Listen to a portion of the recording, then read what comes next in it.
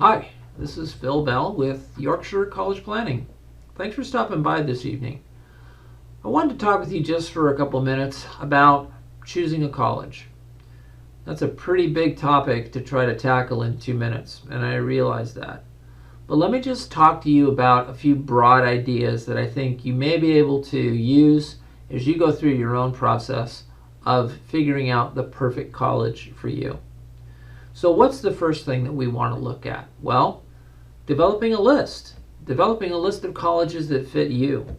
What does that mean? Well, we had an earlier blog about looking at different types of colleges and how to do a personality assessment, how to do a physical attribute profile assessment, and then coupling those two documents together to come up with a perfect college list. That's how we do it here at Yorkshire, and it works really, really well.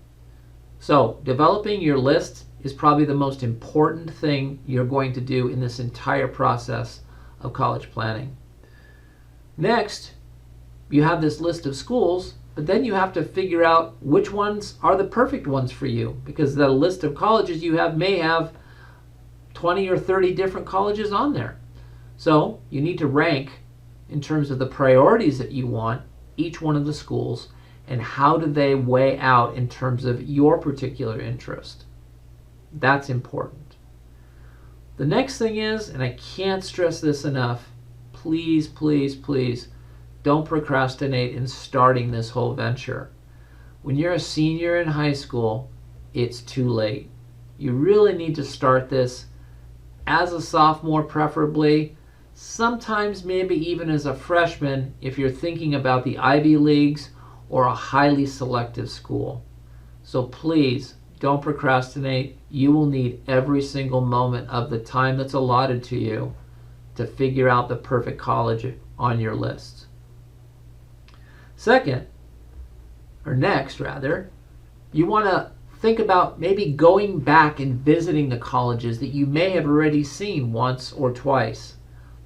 You know, every time you go and tour a college and you say, this is the perfect school for me, I can pretty much guarantee you the next time you go visit it, it may not be the perfect school, because you're looking at it in a different perspective.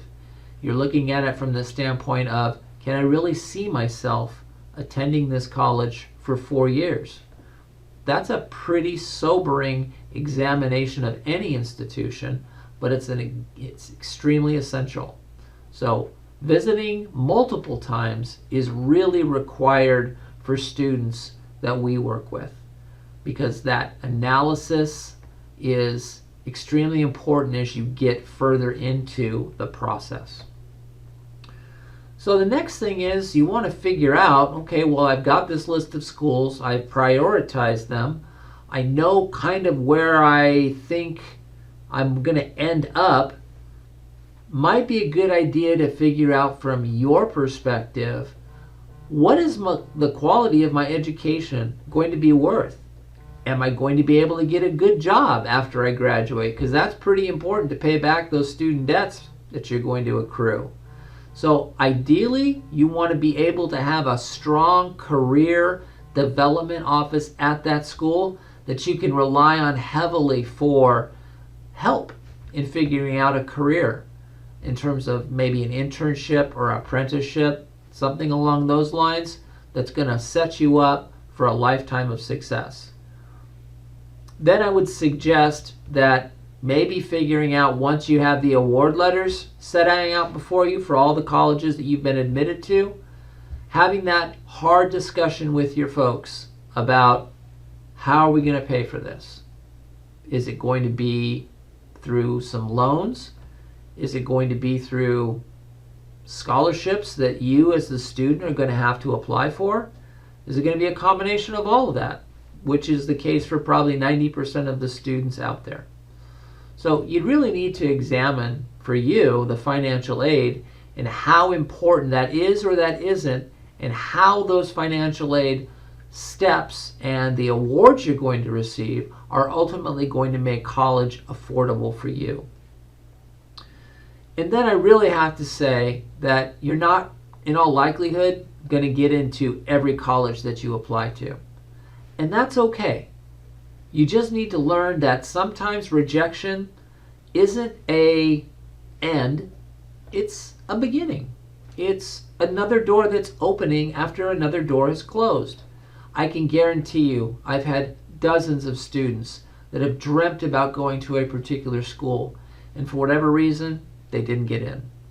But the school that they did get in, after I talked to them 4 or 5 years later, they tell me, Phil, that was the best college, even better than the other one that I didn't get into.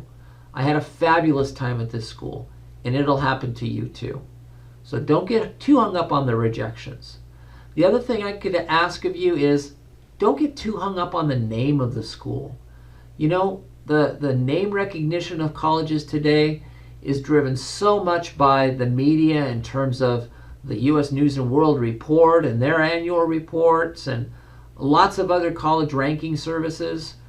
They're important. They're something to consider, but don't base your decision on 100% on what they say, because what they say doesn't necessarily mean what's right for you. So don't get too hung up on the name recognition. Also, don't get too hung up on maybe the reputation of the school. And this goes beyond just the name of the school. Maybe it's a school that, you know, you've heard it's a good party school, or it isn't a party school. You know, all those things are things that you need to think about. You're an adult. You need to be able to critically analyze these criteria and figure out for you what's the best fit. After you do all these things, you're going to come up with the college for you. And I know it's going to be the perfect college.